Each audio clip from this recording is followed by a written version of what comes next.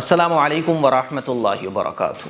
3-4 دن پہلے میں نے اور میرے والد صاحب نے، جو کہ بھارتیہ کسان یونین اتر پردیش کے سنگٹھن منتری ہیں، اور جناب حکمت اللہ صاحب جو کہ کربلا کمیٹی فیروز آباد کے صدر ہیں، ہم تینوں نے اپنی پوری ٹیم کے ساتھ مل کر ایک میمورنڈم پرشاسن کو دیا تھا اور ادھیکاریوں سے بہت ساری چیزوں پر بات کی تھی، جس میں سے بڑی اہم باتیں یہ تھیں کہ عید الاضحیٰ کے موقع پر بجلی، پانی اور ڈسٹ بن کا انتظام رکھا جائے، اور بھی بہت ساری چیزوں پر ڈسکس ہوا۔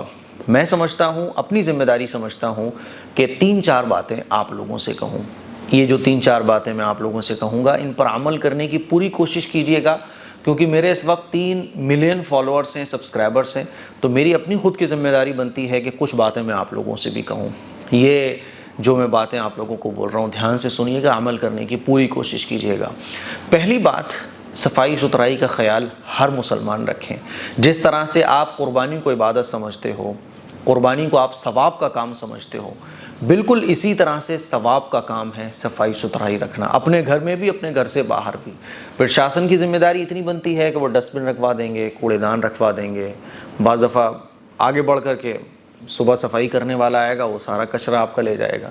لیکن اگر یہ سب نہ بھی ہونا، پھر بھی ایک دینی فریضہ ہے ہر مسلمان کے اوپر کہ وہ صاف ستھرا خود بھی رہے اور اپنے ایریے، اپنے علاقے، اپنے محلے کو بھی صاف ستھرا رکھے۔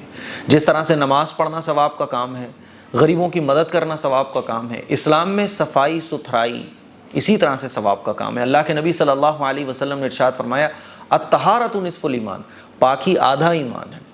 قرآن مجید میں اللہ تعالیٰ ارشاد فرماتا ہے، ان اللہ یحب التوابین و یحب المتطہرین، کہ اللہ تعالیٰ توبہ کرنے والوں کو اور پاک صاف رہنے والوں کو پسند فرماتا ہے۔ اسی لیے اپنے گھروں کو بھی صاف رکھو، اور جتنے ایریے میں آپ کا گھر بنا ہے نا، تو گلی کے اتنے حصے کو، آدھی گلی کو آپ کلیئر کر دو۔ اگر ہر بندہ اپنے گھر کے ایریے کے باہر کا آدھا ایریا صاف کر دے گلی کا، تو پوری گلی کلیئر ہو جائے گی۔ تو اگر ڈسٹ بن وغیرہ نہ بھی ہوں کہیں پر، تو یہ نہ سوچو کہ ارے پرشاسن نے ڈسٹ بن نہیں رکھوائے، آپ کی دینی ذمہ داری ہے، یہ بھی ثواب ہے، اس پہ ثواب ملے گا آپ کو انشاءاللہ۔ اسی لیے عید الاضحیٰ کے موقع پر سب سے اہم بات ہے کہ صفائی ستھرائی کا خوب خیال رکھو۔ آپ کو اللہ نے نوازا ہے نا، تو پرفیوم چھڑکواؤ گلی میں، آپ کی گلیوں سے، مسلمانوں کی گلیوں سے خوشبو آنا چاہیے، بہترین طریقے سے پرفیوم چھڑکواؤ، اسپرے چھڑکواؤ، اپنے گھروں میں اسپرے کرو، خوشبو آنا چاہیے، مہکنا چاہیے۔ اللہ کے نبی کو خوشبو بہت پسند تھی، بات سمجھ آ رہی ہے؟ دوسری بڑی اہم بات جس پر ہم نے وہاں ادھیکاریوں سے بھی ڈسکس کیا اور انہوں نے بھی ایگری کیا، ہم نے بھی ان کی باتوں سے ایگری کیا، دوسری بڑی اہم بات کہ قربانی کے جانور کو جب آپ ذبح کرو تو ویڈیو بالکل مت بناؤ۔ کیا ہوتا ہے کہ آج کل ہر کسی کے پاس موبائل ہے، ویڈیو بنا کے سوشل میڈیا پہ ڈالی جاتی ہیں، بعض دفعہ اس سے بڑا غلط میسیج پہنچ جاتا ہے۔ قریشی جو ہے وہ جانور کو ذبح کر رہا ہے، وہ صحیح سے ذبح نہیں کر پا رہا ہے، جانور کو تکلیف پہنچ رہی ہے، فٹاک سے کسی نے موبائل نکالا، اس کی ویڈیو بنائی، سوشل میڈیا پہ ڈال دی، غلط میسیج جا رہا ہے۔ ہو رہا ہے کہ دیکھو کتنے مسلمان ایسا کرتے ہیں۔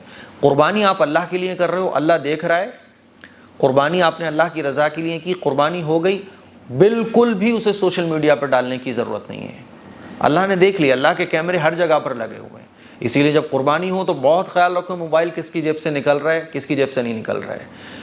یہ بڑی غلط بات ہے اور اس سے بہت غلط فہمی معاشرے کے اندر پھیلتی ہیں۔ آپ کو پتہ ہے نا، سوشل میڈیا پہ آج کل کتنا نیگیٹیوٹی پھیلائی جا رہی ہے، نیگیٹو لوگ جو آپ کی پازیٹیو بات کو بھی نیگیٹو بنا کے اچھال سکتے ہیں، ان سے بچنے کی کوشش کرو۔ اور تیسری اہم بات یہ ہے کہ افواہوں پر دھیان نہ دو۔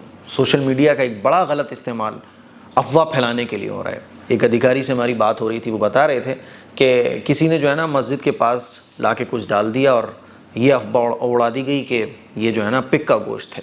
اب بونڈر مچنے لگا اس محلے کے اندر، تو کچھ سمجھدار لوگ آئے اور فوراً اس کو اٹھایا اور اٹھا کے لے گئے۔ اسی لیے کبھی بھی کچھ بات پھیلے نا، تو پہلے اس کی تحقیق کر لو، ایک دم سے شور شرابہ مت کرو۔ آپ کے شور شرابہ کرنے سے وہ لوگ کامیاب ہو جاتے ہیں جو ہندو مسلمانوں کو لڑانا چاہتے ہیں۔ دیکھو، ہندو بھی اچھے ہوتے ہیں، مسلمان بھی اچھے ہوتے ہیں، لیکن کچھ خراب لوگ جو ہوتے ہیں نا، وہ ہر جگہ پہ ہوتے ہیں، ہندوؤں کے بیچ میں بھی ہوتے ہیں، مسلمانوں کے بیچ میں بھی ہوتے ہیں، وہ ضرور کامیاب ہو جاتے ہیں۔ اسی لیے میں اپنے تمام ہی ہندوستانی بھائیوں اور بہنوں سے بولنا چاہتا ہوں کہ اگر کوئی بھی چیز آپ کو سنائی دے تو پہلے اس کی تحقیق کرو۔ اسی لیے اللہ کے نبی صلی اللہ علیہ وسلم نے بھی ارشاد فرمایا کہ ہر سنی سنائی بات پر عمل مت کرو، پہلے اس کی تحقیق کرو، اس کے بعد اس کو فارورڈ کرو۔ ہم لوگ کیا کرتے ہیں کہ بس سنا، فوراً اس کو آگے بڑھا دیا، جس کی وجہ سے ہمارے ملک کا بھی نقصان ہوتا ہے اور ملت کا بھی نقصان ہوتا ہے۔ ٹھیک ہے۔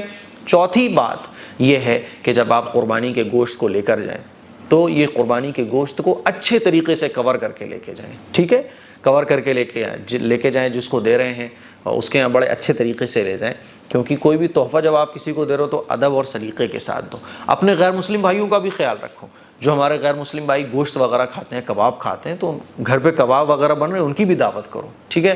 آج کل جو ہے نا بہت دوریاں ہوتی چلی جا رہی ہیں، اسی لیے اگر آپ کے غیر مسلم فرینڈ ہیں، کباب آپ کے یہاں بن رہے ہیں، قورمہ بن رہا ہے، کوفتے بن رہے ہیں، لذیذ لذیذ پکوان بن رہے ہیں، تو ان کو بھی انوائٹ کرو اگر وہ کھانے کے شوقین ہیں۔ نہیں کھاتے ہیں تو کوئی مسئلہ نہیں ہے، ان کے لیے دال سبزی بنا دو۔ تو یہ 3-4 باتیں ہیں جو میں نے آپ لوگوں سے شیئر کی۔ اس کلپ کو شیئر کریں، دوسروں تک پہنچائیں، اور خوب اہتمام سے ان 4 باتوں پر عمل کرنے کی کوشش کیجیے گا۔ اللہ تعالیٰ سے دعا کریں کہ اللہ تعالیٰ ہمارے ملک کی حفاظت فرمائے، ملک کے اندر رہنے والے ہر ہندوستانی کی حفاظت فرمائے۔ السلام علیکم ورحمۃ اللہ وبرکاتہ۔